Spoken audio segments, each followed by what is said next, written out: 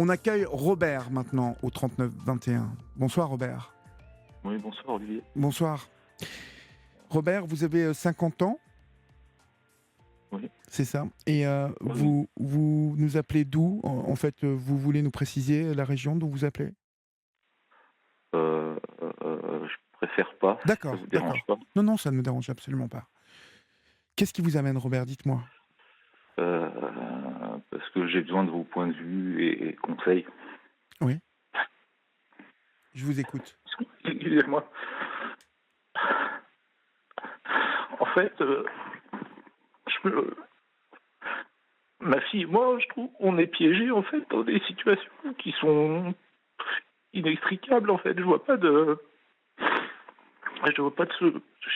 sais pas comment faire. En fait, et je sais pas par quoi commencer en fait. Alors, que Euh, se passe-t-il en fait? Vous avez quel type de souci avec votre enfant? Quel âge a-t-elle d'abord, cette petite?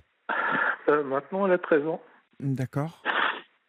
et, et ça fait plus d'un an que j'ai pas de nouvelles. Enfin, je suis obligé d'utiliser des moyens détournés en fait pour essayer d'avoir un petit peu d'informations. Et, euh, et aujourd'hui, en fait, j'ai voulu voir si elle allait au collège Oui, parce que en fait, comment dire, excusez-moi. je vous en prie. En fait, le collège, en fait, la mère, en fait, travaille dans l'éducation nationale. Et donc, là, elle a, comment dire, c'est des relations qui font que même au collège, on m'a bloqué beaucoup d'informations. Et j'ai voulu voir, comme je savais pas, voir comment ça se passait, en fait. Et il se trouve qu'aujourd'hui, j'avais vu qu'à un moment, elle devait être en permanence et que par moment où il n'y a pas de cours, elle n'a pas de permanence, alors que au niveau des autorisations des parents, c'est où les enfants sont en permanence, où ils ont le droit de sortir de permanence, par exemple dans les débuts, quand c'est en début de matinée ou fin d'après-midi, Oui, voilà, dans les oui. extrémités. Et je trouvais l'emploi du temps bizarre et je me suis dit tiens, moi je vais aller voir si elle est en permanence ou pas, parce que j'ai pas de nouvelles. Mhm. Et puis ce matin j'y étais et j'y suis allé en fait, donc c'est assez loin. Et j'ai cru voir la voiture de la mère partir, donc j'ai pensé en fait que ma fille avait été emmenée, qu'elle était en permanence en fait, qu'elle était au sein du collège, et j'ai voulu, j'ai attendu un petit peu, et puis bon bah voilà, elle est rentrée. Et en fait il se trouve qu'en allant marcher, en attendant pour le soir pour voir, je suis tombé nez à nez avec ma fille, qui en fait, je me suis dit, mais c'est pas possible qu'elle soit là, à pied, en ville, toute seule. Et, euh, et je l'ai, comment dire, je l'ai appelée par son prénom. Oui. Et elle a fait comme si elle m'entendait pas. Elle est passée à côté de moi. Du coup, j'étais sûr que c'était elle. Donc, je vais vers elle et elle s'est mise à crier, à hurler, à courir. Et elle me dit, non, mais laisse-moi, laisse-moi. Oui, mais tu fais que des problèmes. Et du coup, je dis, mais comment ça, je fais que des problèmes? Je dis, moi, je fais pas de problème, en fait. Je dis, et en fait, ça, c'est l'expression de sa mère à chaque fois qu'elle utilise, enfin, une des expressions qu'elle utilise envers moi, c'est de toute façon, tu fais que des problèmes. Et du coup, je dis, mais moi, écoute, je fais pas de problème, c'est ta mère qui en fait. Et c'est qu'en fait, la mère, depuis le début, en fait, elle avait tout planifié, tout structuré, tout mis en place pour arriver à ça, parce que c'est quelqu'un qui n'a pas de sentiment en fait. C'est-à-dire que ma fille est un objet, Oui. c'est un faire-valoir. Ça lui sert pour pas se retrouver seule, mais parce que la mère a un gros passif quoi. Niveau psychologique, c'est quelqu'un en fait qui avait été subi dans son enfance un ou des viols au niveau de la famille avec ses sœurs. D'accord. Et, Et en, quelle est la situation en fait, la situation au niveau de la justice familiale? Est-ce qu'il y a eu un cadre de posé c'est là où c'est euh, en fait, quand il y a eu ça a été très brutal. Ma fille, mon ex a voulu que en pleine nuit, comme ça, que je parte. Et du coup, j'ai refusé parce que je me dis, ma fille, elle va croire que je l'abandonne. Donc je lui dis, bah écoute, si tu veux qu'on se sépare, on se sépare. Par contre, faut qu'on discute avant, qu'on se mette quand même d'accord. Et puis moi, j'avais mes affaires en fait dans le logement. C'est un logement de fonction. Donc voilà, pas voulu trop discuter. Le lendemain dans la nuit, elle a remis ça. Donc je lui dis non. Et je lui dis bon, elle voulait que je parte. Je lui dis non, mais on va mettre notre fille au courant. Donc le lendemain matin, j'appelle ma fille, je lui explique, je lui dis voilà, ta mère veut qu'on se sépare. Donc moi, ce que je voudrais, c'est que tu t'exprimes, parce qu'en fait, je savais ce que la mère voulait faire et son objectif. Et du coup, ma fille a exprimé qu'elle voulait être avec moi. Et il y a une chose très particulière, en fait, il faut savoir, c'est que euh, ma C'était fille, c'était il y a combien de temps, en fait, ça? À quel moment? À quel âge, la petite, au moment où vous vous séparez? 11 ans, D'accord, donc c'était il y a peu de temps, en fait, ouais. c'était pas l'année scolaire précédente, mais l'année d'avant, au mois de février. D'accord. Et donc ma fille, en fait, ce qu'il faut savoir, c'est que la mère voulait. Ah non, en fait, quand elle s'est retrouvée enceinte, mais en fait, elle m'avait pas dit. Et quand elle me l'a annoncé, moi, elle a toujours su que je voulais pas me marier ni avoir d'enfant par rapport à mon passé, parce que j'estimais que je pensais que je pourrais pas être un Un bon bon père père, ouais. ouais, par rapport à ce que j'avais vécu. Et et en fait, on s'était mis d'accord, c'est-à-dire elle ne voulait pas s'occuper de l'enfant parce qu'elle estimait que elle avait besoin de travailler, etc. Et moi, il se trouve que j'ai des problèmes de santé, ce qui fait que je pouvais rester là. Et en fait, elle m'a fait un chantage. Donc moi, j'ai dit, écoute, moi, je veux pas d'enfant. Elle a refusé d'avorter. Et elle m'a dit, de toute façon, c'est où tu acceptes ou tu te casses. Donc je n'allais pas laisser l'enfant toute seule avec elle, et je sentais qu'il y avait quelque chose. Enfin voilà. Et du coup, en fait, il y a eu des problèmes pendant la grossesse, etc. Et quand ma fille est née, dès elle est née, en fait, j'ai constaté que il y avait quelque chose de pas normal. C'est-à-dire que pour moi, quand une maman accouche d'un enfant, donc elle est née par césarienne en urgence. Il y a eu des problèmes qui sont apparemment, c'est des choses apparemment qui sont assez fréquentes dans le cadre de mères qui avaient été violées pendant leur enfance. C'est des Oui, choses qui oui, arrivent assez souvent apparemment. d'accord. Et à la naissance, en fait, j'ai vu qu'il y avait, je sais pas comment dire, elle avait pas d'infection, pas comme une maman qu'on peut imaginer qui prend son enfant, qui est toute contente, etc. Il y avait une distance, il y avait, comme elle la regardait comme si c'était, je sais pas comment dire, comme si c'était quelque chose d'étrange. Je sais pas comment expliquer en fait, Bah, décrire ça. il y a certaines mamans qui, lorsque le bébé arrive, ont du mal à aimer, à développer un amour maternel. Oui, Il faut parfois quelques semaines ou quelques mois. c'était pire Euh, que ça. d'accord. Parce qu'en fait, ce qui s'est passé, c'est que elle s'en occupait pas vraiment. Je m'occupais de tout. En fait, j'ai fait le papa et la maman, vraiment de tout quoi. C'est-à-dire que même la nuit, elle s'est levée une fois, c'était terminé quoi. Elle voulait tirer son lait. La première fois, elle a voulu tirer son lait. Elle s'est mise à vraiment faire une crise. On comprenait pas, on comprenait pas. Et au bout de quelques mois, c'était vraiment renfermé. Enfin, dans le couple, ça allait pas du tout. Et à un moment, je lui dis, écoute, ça va pas. Je dis, soit tu me dis ce qui va pas, ou faut qu'on se sépare. Je sais pas, faut qu'on fasse quelque chose, quoi. Et bon, c'était dur. Et à un moment, là, ça a déclenché. Elle m'a dit, écoute, j'ai l'impression de devenir folle. Alors, bon, ça a mis longtemps, hein, c'est toutes ces attaques. Et je lui dis, qu'est-ce qu'il y a? Et elle me finit par me dire, en fait, j'ai l'impression comme l'impression que d'avoir été violée par mon père.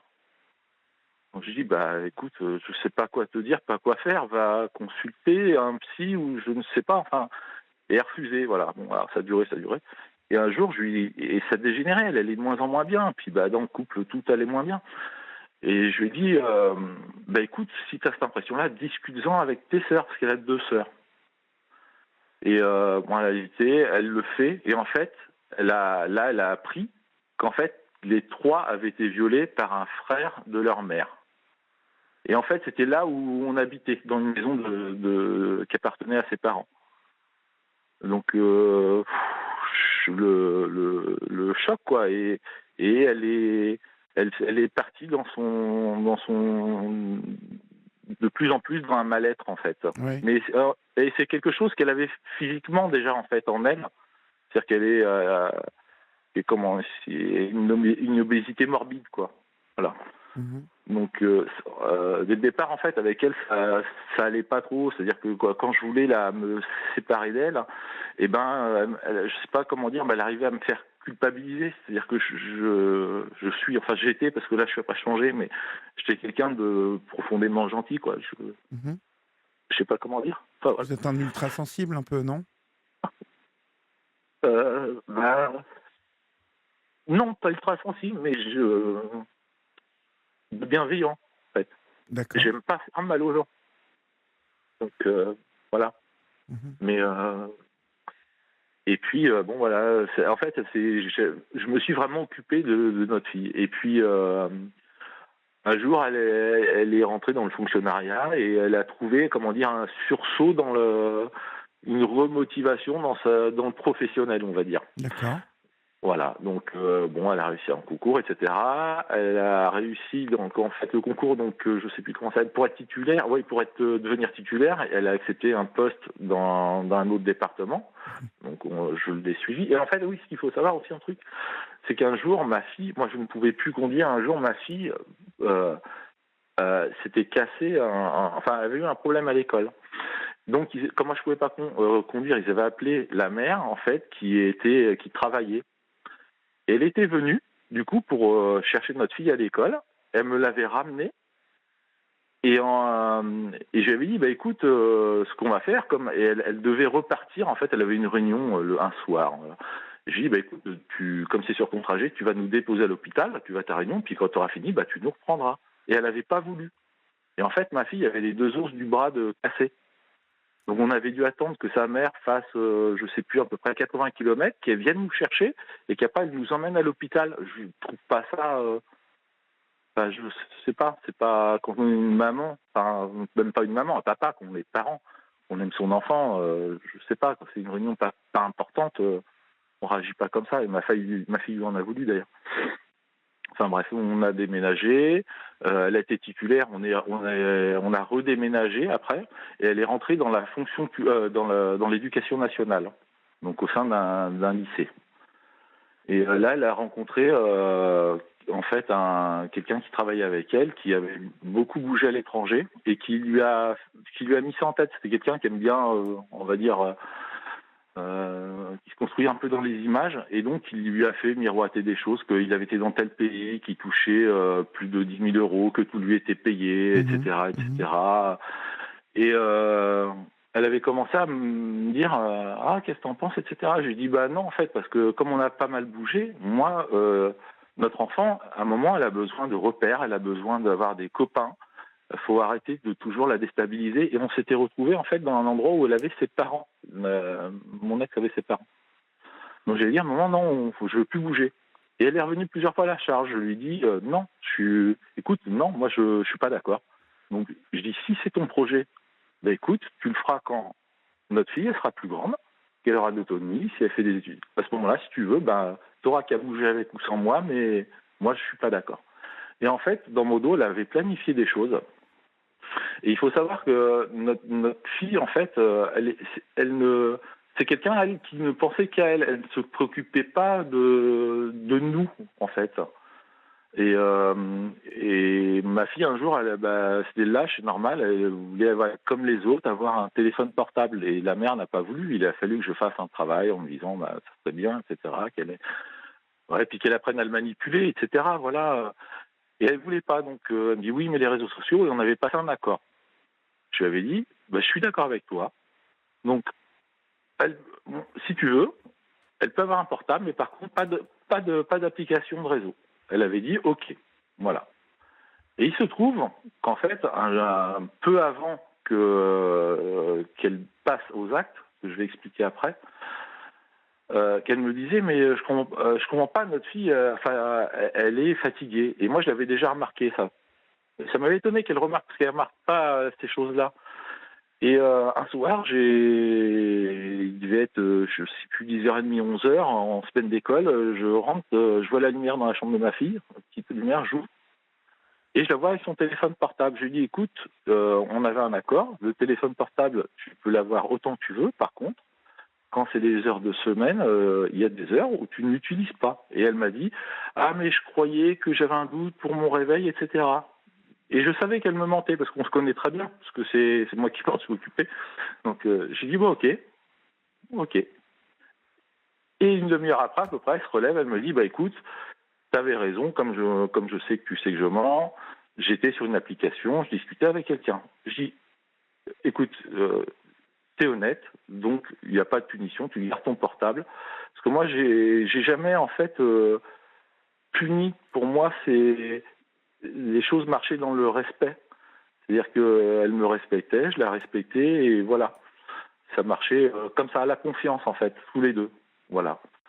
Et il se trouve, donc, en fait, quand la mère, en fait, a voulu que je parte en pleine nuit, le lendemain, on a discuté avec notre fille. Et la mère a tenu vraiment des discours incohérents avec moi. Et le lendemain, ma fille, quand on s'est réunis, on dit, bon, faut que je t'explique, voilà. Donc, ta mère veut qu'on se sépare.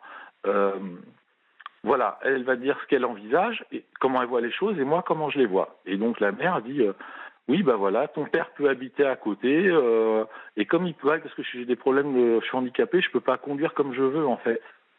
Voilà. Et elle dit, bah écoute, s'il a besoin, je l'emmènerai faire ses trucs, etc. Et moi, ma fille, après, je lui dis, bah écoute, comme moi je ne peux pas rester ici, une petite ville de campagne. Je dis, moi, je peux pas rester ici, je peux pas conduire. J'ai besoin d'avoir les choses à disponibilité à côté, en fait, les commerces, les médecins, etc. Enfin, du transport en commun. Je lui ai dit, bah, écoute, moi, je te propose, je vais de là où je suis natif, qui est à 60 kilomètres d'où ils sont. Et je lui dis, et puis, moi, si tu viens avec moi, bah, tu pourras voir ta mère comme tu veux, etc. Il n'y a pas de contrainte, quoi. Et en fait, la mère m'avait tenu le concours opposé, c'est-à-dire que les nuits d'avant, elle m'avait dit non, mais de toute façon, si tu te démerderas, je t'emmènerai pas, etc. Et du coup, le discours avait été très clair pour moi, quoi. Et donc, ma fille, comme elle était attachée à moi, puisque c'est moi qui me suis toujours occupé d'elle, elle a dit, moi, je veux habiter avec toi, voilà. Et en fait, la mère, ça lui a pas plu. Donc, je lui ai dit, écoute, voilà, je sais que tu es surprise, donc moi, il faut que je déménage des affaires, que je range, donc on te redemandera tu vas réfléchir. Et puis on te demandera ton point de vue, si ça a changé ou pas, dans quelques jours. Sauf que la mère a remis ça la nuit, donc le lendemain on recommence, et ma fille redit, je veux habiter avec toi. Ce qui s'est passé, c'est qu'en fait, dans la journée, alors la mère a très mal pris, elle est partie, je pense qu'elle avait été au commissariat, à la gendarmerie, qui je pense qui était fermée. Elle est revenue, et l'après-midi, elle a fait part qu'elle allait faire des courses. Elle me dit, bon voilà, on va faire des courses, on revient le soir. Sauf qu'en fait, non. En fait, elle a enlevé ma fille. Le soir, elle m'a appelé. Elle a fait croire à ma fille, en fait, elle a été rendue chez sa sœur. Et elle a fait croire à ma fille qu'elle restait que manger là-bas, le soir, et qu'elle rentrerait après. Et ma fille m'en avait informé par SMS. Et je lui dis, écoute, et il y avait eu un échange avec sa mère. Et je lui dis, écoute, je crois que ta mère n'a pas été honnête. J'ai juste écrit ça, en fait, en réponse. Oui, oui. Et là, ma fille, je l'ai su après, mais parce qu'on m'a caché les choses. Et en fait, ma fille a fait une énorme crise, je sais pas comment ça s'appelle, de panique, d'angoisse. Oui, oui. Et un truc, mais apparemment vraiment monstrueux, hein, parce que j'ai des enregistrements après où elle en parle, c'est violent, ça fait mal, on fait pas ses enfants. Et vraiment, elle a cru qu'elle allait mourir, quoi. Et elle n'arrivait plus à respirer, en fait. Dans sa famille, ils étaient assis sur le truc. C'est sa mère, elle n'a pas bougé, quoi. Elle était dans le canapé, elle a regardé, tranquille, ça passera, voilà. Voilà. Et en fait, elle m'a fait du chantage, donc elle m'a dit, tu pars. Et je lui ai dit, non, moi je veux revoir ma fille. Parce que du coup, elle était dans le chantage, donc je lui ai dit, non, moi je veux voir ma fille, je partirai pas sans. Pas avant. Donc et puis, comme j'étais dans son logement de fonction, je lui ai dit, mais ça va me retomber dessus en même temps. Et j'étais piégé, puisque je ne pouvais pas déménager mes affaires, puisque handicapé, loin de chez moi, j'ai rien de prévu. Mes affaires, je suis obligé de les laisser chez elle, en Mais fait. pourquoi en fait, non, de toute façon, il ne fallait pas quitter le domicile familial. Vous avez eu raison de rester. Si vous étiez parti, non. Ouais, allez-y. si vous étiez parti, ça aurait été abandon de domicile familial. Ah, c'est pour ça que comme je savais, je me doute, j'avais prévu ça, je lui ai dit, écoute, je ne partirai pas tant que tu me notifieras pas que c'est toi qui veux que je parte. Oui. Est-ce qu'elle l'a Donc elle a fait? fini, ah ouais, elle a fini par le faire par SMS. Donc, mais moi, ma fille, je savais qu'elle, en fait, je connais la famille, je sais comment ils sont, je savais qu'elle subissait des pressions. Et moi, je voulais pas qu'elle reste, je voulais aller vite en même temps pour qu'elle retrouve, en fait, sa chambre, vous voyez, pour qu'elle se ressente en sécurité dans son lieu. Voilà, qu'elle ait pu les frères et les sœurs, etc., de la mère qui mettent la pression, etc., parce que c'est ce qui s'est passé, j'ai su après, c'est qu'en fait, le soir même, ils lui ont confisqué son téléphone, et ma fille, le lendemain, s'est rendue compte, quand elle m'a dit, papa, je crois que on m'a piraté mon téléphone. J'ai dit, comment ça? Elle me dit, en fait, je regardais dans les SMS qu'on s'est écrits, il était envoyé elle a appelé sa génitrice à partir de là d'ailleurs. Elle dit voilà, mais nos échanges ont été envoyés. Je dis écoute, tu t'es pas fait pirater. Je dis c'est en fait elle récupère tout, elle nous espionne. Et après, ma fille, bon voilà, elle avait mis, quand elle se faisait confisquer, elle éteignait son téléphone, elle avait mis des codes en place, et même avec ça, la mère, pourtant, elle a été aidée, parce que c'est pas une informaticienne ni rien, elle savait même pas installer une application sur un téléphone. Et ben, elle a réussi à récupérer toutes nos conversations.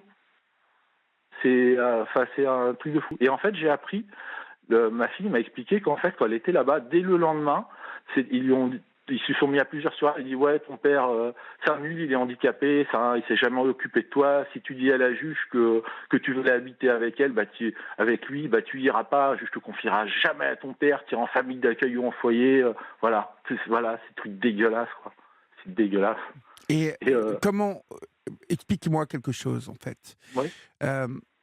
Parce qu'il faut voilà, il y a encore Brigitte qui attend derrière vous, donc il faut que j'arrive à vraiment savoir ce que je veux savoir. Comment en êtes-vous arrivé à cette situation où votre fille de 13 ans ne veut plus vous voir? Qu'est-ce qui s'est passé pour qu'elle en vienne à ce point-là? Ouais. Il y a eu ces pressions-là, et en fait, ce qui s'est passé, c'est que comme un jour, on a reçu en fait les convocations de la mère qui était pressée, parce que je m'étais retrouvé à SDF. Donc elle a raconté évidemment plein de mensonges. Et un jour, en sortant de l'école, ma fille était avec moi quand j'étais retiré le courrier. Et elle a vu la tête que je faisais, ça m'a vraiment choqué, les mensonges qui étaient écrits. Elle m'a demandé à le lire, et j'ai accepté qu'elle le lise, qu'elle soit au courant, parce que j'estime qu'il faut être honnête et pas cacher, et voilà, qu'elle se fasse son idée. Et elle a été choquée, et comme je lui ai expliqué les textes avant, ce qu'elle avait droit, etc., elle a voulu avoir un avocat commis d'office et être entendue par le juge.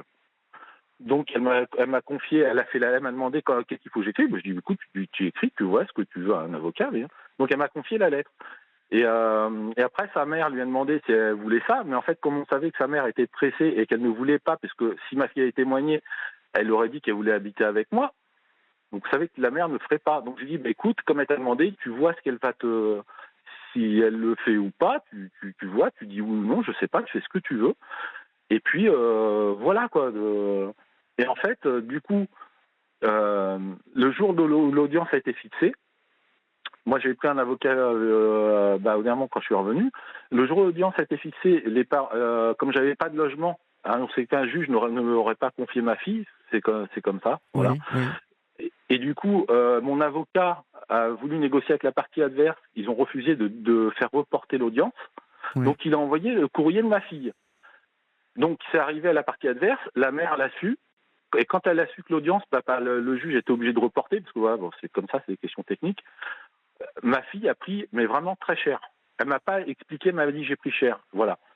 Et du coup, ma fille a eu un avocat commis d'office. Alors j'ai découvert que voilà, enfin plein de choses pas normales. En fait, j'ai contacté cet avocat en lui disant voilà, j'ai expliqué vite fait. Elle devait me rappeler. Je lui ai dit voilà, je ne sais pas quand l'audience est reportée. Ce que je voudrais, c'est que vous me disiez si je peux l'emmener pendant les vacances scolaires. Vous l'emmenez vous la rencontrer parce que qu'elle puisse s'exprimer librement parce que là, elle est sous pression. L'avocate n'a jamais voulu me rappeler, etc. Et ça a été manigancé, j'ai compris après pourquoi. Après, j'ai revu ma fille, je n'avais plus de contact. J'y suis allé. Ma fille m'a expliqué qu'en fait, cette avocate lui a dit qu'il fallait absolument qu'elle choisisse un de ses deux parents. Ce qui est absolument dégueulasse. On ne demande pas choisir un. C'est n'importe quoi. C'est dégueulasse. On ne demande pas choisir un parent, quoi. Et donc je lui ai dit non, c'est pas comme ça. Et là, elle s'est rebellée contre moi, quoi, parce que j'étais discrédité par rapport à tout ce que je disais. Ouais. Ouais, c'est mieux que toi, c'est son boulot. Bon, voilà. L'audience, en fait, s'est tenue. Mon avocat, je lui avais donné tous les documents, hein. Il y a plein de trucs, des enregistrements vocaux, les écrits, donc que la mère a fait effacer, parce que avec ma fille, on communiquait sur des sites, il y avait des réseaux sociaux, et Oui. elle m'a envoyé plein de documents, plein d'enregistrements. Et Enregistré, il y a oui. des trucs, c'est sans concession, c'est absolument sans concession. Ou à un moment, il y a un faux témoignage, pour vous dire. Un faux témoignage du père de la mère qui explique qu'en fait, c'est ma fille qui avait demandé 15 jours à l'avance, qui était au courant qu'il y avait la séparation, qui voulait être protégée de moi. Donc j'avais écrit à ma fille, je dis écoute Lilia, là c'est un juge qui lit ça, pour nous c'est chocolat, quoi.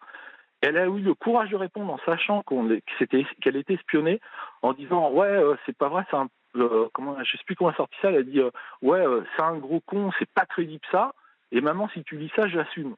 C'est hyper courageux, quoi. Mhm. Enfin courageux et presque. Au bout du compte, Donc, Robert. donc en fait la juge, ouais, je vais arriver. En fait, alors le jour de l'audience, je me suis rendu compte qu'en fait mon avocat n'avait rien emmené, qu'ils avaient ils avaient passé des accords entre les parties, les deux, Oui, avec la partie adverse. ouais. Ils avaient passé des accords. On est rentré. L'avocate a dit bon bah madame est fonctionnaire, ça va aller vite, les deux parties sont d'accord. Et je sais un peu comment ça se passe du coup. J'ai juste secoué la tête, je me suis fait recadrer. On m'a dit vous pourrez vous exprimer quand vous voulez. On ne m'a pas laissé m'exprimer. On m'a empêché, j'ai quand même dit certaines choses en disant c'est dégueulasse parce que comme la relation de la mère en fait, juste avant l'audience, c'est des trucs de fou, mais en fait ces collègues du collège en fait m'ont bloqué, je ne pouvais pas voir les absences de ma fille, donc qui était beaucoup absente, donc je ne pouvais même pas présenter ça. Et j'avais vu un truc qui avait été mis de manière rétroactive, que ma fille était dispensée de sport. J'ai insisté. Mais vraiment, j'ai pris la parole, hein. Je ne me suis pas gêné à un moment, parce que quand j'ai vu qu'en fait c'était du cinéma, je lui ai dit je veux voir des nouvelles de la santé de ma fille. La juge a remballé en disant discutez, vous avez qu'à vous entendre. Après, j'ai découvert qu'en fait ma fille avait eu l'appendicite, une fracture, que la mère ne m'a pas déclaré auprès des hôpitaux, ni dans les urgences, et elle m'informe de rien. Je suis radié, banni, je n'existe plus. Ouais. Et en fait, bah oui, et du coup, bah ma fille, elle subit tellement de pression que dès que je bouge, en fait, si je ne bouge pas, on me dit que je vais Que délaisser vous ma fille. abandonnez Donc, votre fille, ouais. voilà. Et si je bouge, on va Vous me dire faites ah des ben problèmes. voilà, mais oui. Mhm. Et, Vous en êtes. attendez, l'ordonnance, juste pour finir, en fait, l'ordonnance, c'est tellement mafieux que l'ordonnance, donc j'aurais dû, normalement, quand c'est jugé, c'est envoyé à mon avocat. Mon avocat, normalement, dès que c'est réglé, il doit envoyer les pièces. Il a refusé de me les envoyer parce qu'il n'avait pas fait son boulot, et puis voilà. Du coup, je lui ai demandé par écrit, par mail, donc il ne me les a pas envoyés, donc c'est qu'il refuse. J'ai ensuite écrit au greffier en chef et au président du tribunal, idem. Donc je n'ai même pas d'ordonnance. Et aujourd'hui, la mère est venue faire sa Zoro, du coup, et elle m'a appris, en fait, et je ne connaissais même pas ce style d'ordonnance. Alors, la juge avait dit qu'elle donnerait des visites au bon vouloir de l'enfant, le truc qui est absolument illégal. Et aujourd'hui, la mère m'a dit qu'elle me l'avait envoyé par l'huissier, que je venais pas, et qu'en fait, j'avais le droit de venir. Alors, les week-ends pairs, je sais plus quoi, j'avais un droit de visite le samedi de 10h à 17h. Mais si j'y vais, de toute façon, elle ne m'ouvrira pas. Quand je téléphone, elle ne me répond pas. Je suis... Voilà. Et ma fille subit, parce que dès que je bouge, comme aujourd'hui, bah, elle a peur. Parce que dès que je fais le moins de mouvement, bah, c'est de la faute à son père, c'est elle qui prend. J'ai compris, Voilà, Robert. je sais pas. Ouais. Vous êtes dans quelle situation aujourd'hui? Vous avez récupéré un appartement? Vous êtes Je plus stabilisé? l'ai eu. Oui. Alors la chose, c'est qu'en fait, ils ne me l'ont pas envoyé parce qu'il paraît sur l'ordonnance, il est écrit que j'avais refusé de donner mon adresse. Bah, bien évidemment, j'ai payé un avocat qui m'a escroqué alors que j'avais droit à l'aide juridictionnelle, qui me l'a pas fait, qui m'a racketté, et c'était pour pas dire mon adresse. Si j'avais voulu rien faire, j'aurais pas payé d'avocat. Il a eu mon adresse, évidemment, puisque je savais que c'était une condition sine qua non pour pouvoir légitimement demander la garde de ma fille. Et puis il paraît que c'est écrit sur l'ordonnance de jugement. Et quand j'ai vu que mon avocat n'avait rien et moi j'avais prévu, j'ai voulu donner les pièces à la juge, tout ce que j'avais. Elle a refusé de les prendre. Et normalement, c'était à la partie adverse de dire ah non, on ne veut pas. Non, la juge s'est portée en tant que défendresse. D'accord. C'est fou. Alors, C'est fou. je vais être obligé Oui. d'interrompre votre témoignage parce que en fait, on vous en vous conseillant, euh, en vous conseillant déjà pour votre fille. euh, Si vous voulez avoir des nouvelles de sa scolarité, vous avez parfaitement le droit de vous adresser au sein du rectorat, envoyer une lettre en recommandé avec accusé de réception, avec bien évidemment le certificat qui permet de prouver que vous êtes bien le papa de cet enfant. Déjà pour avoir des nouvelles sur sa scolarité. Ben, j'en ai Ensuite, un petit peu, alors attendez, mais attendez, parce que ça fait excusez-moi, 40 minutes qu'on est au téléphone, donc il y a quelqu'un qui attend derrière vous. Euh, Après, en ce qui concerne le fait que vous ayez des droits de visite, euh, il faut absolument que vous alliez, que vous vous présentiez le samedi, lorsque c'est votre tour de visiter votre fille. Il faut maintenant que vous y alliez, quoi qu'il se passe. Et si on ne vous ouvre pas, si on vous refuse l'entrée, si il faut que vous alliez au commissariat de police faire constater que votre droit de visite n'est pas respecté. Aujourd'hui, vous avez affaire à une femme, vous le savez. Bon, moi j'ai votre son de cloche ce soir, mais ouais, je j'entends que sais, ouais. vous êtes débordé par les émotions mais il faut absolument que vous vous remettiez un peu dans une réalité qui est celle du droit, Robert. Celle du droit qui vous a octroyé des droits par rapport à votre fille, qui fait que vous avez un droit de visite qui est prononcé maintenant. Libre à vous ensuite, puisque vous vous êtes séparés il y a peu de temps, de remettre en cause les décisions qui ont été prises, puisqu'elles ont été prises à un moment où vous étiez en plus sans domicile fixe. Votre situation ayant évolué depuis, vous pouvez. Ben, j'en avais un domicile du coup. Et Oui, c'est eux qui ont refusé, ouais. mais bon, en attendant, tout ça, visiblement, c'est un sac de nœuds et pour le juge, vous n'en aviez pas. Donc, il va falloir que vous vous renseigniez. D'abord, il faut que vous changiez d'avocat, mais ça, je suppose que vous avez Ben, j'ai plus compris. confiance dans les avocats là. Mais non, il faut pas dire ça. Il y a des avocats qui sont extrêmement sérieux et, Oui, euh, et- certainement, mais mais oui, mais je vous le dis, il y a des avocats qui sont extrêmement sérieux. Il faut que vous écriviez au défenseur des droits aussi pour exposer votre, votre cas, mais pas, ne rentrez pas dans tout un tas de détails comme ce soir, vous ouais, voyez, ouais, parce qu'il faut que ça soit clair et précis. Hein, ouais. et, Mais, et il mais faut ce que je voulais vous demander, c'est en fait, c'est ça, c'est que moi, ce qui me fait peur, c'est que si je me présente, juste le fait de me présenter, parce que j'ai déjà essayé de le faire, c'est que ma fille prend des représailles. Voilà, c'est tiens, tu vois, je te fais ça. Oui, Et mais tu vois, c'est pas ce qui se passe. Robert, c'est si à un moment vous voulez sauver cette petite et revoir votre fille et sauver votre petite de ce carcan qui est très malsain, il va falloir écouter ce que je vous dis parce que Ouais. euh, ça n'est ça n'est pas possible ça. Non, mais c'est Euh, ça, c'est que j'avais peur même vous voyez, parce que je me disais, aller au pénal pour les enlèvements, les trucs comme ça. Voilà. Mais non, mais vous n'allez pas aller au du coup, pénal ça. pour les enlèvements. De toute façon, il y a eu une décision de justice qui vous octroie un droit de visite le samedi, sans doute un samedi sur deux, de 10h à 17h. Je vous dis d'appliquer ça. La décision qui a été prononcée, à partir de maintenant, il faut que vous repreniez exactement au millimètre près la décision de justice qui a été C'est que je l'ai pas, prononcée. moi. Pardon? C'est que j'arrive pas à l'avoir. C'est que j'arrive pas à l'avoir Non, aussi. mais C'est ça le truc. l'avocat que vous avez eu à l'époque, il doit absolument vous la donner, cette décision de justice. Je l'ai rappelé aujourd'hui. Il m'a dit, je le Autrement, rappellerai, il le fait pas. Ouais. écoutez-moi, autrement, Ouais. vous adressez encore une Défenseur des droits. lettre recommandée, non, au barreau dont dépend Ouais. cet avocat en disant qu'il fait pas son boulot. Et je peux vous dire que là, ça va lui chauffer un peu aux fesses. Et croyez-moi, le barreau à chaque fois comment appelle-t-on le doyen des Le bâtonnier. le Mais bâtonnier. justement, c'est Bon, son père y est. son père est C'est parti bâtonnier actuellement.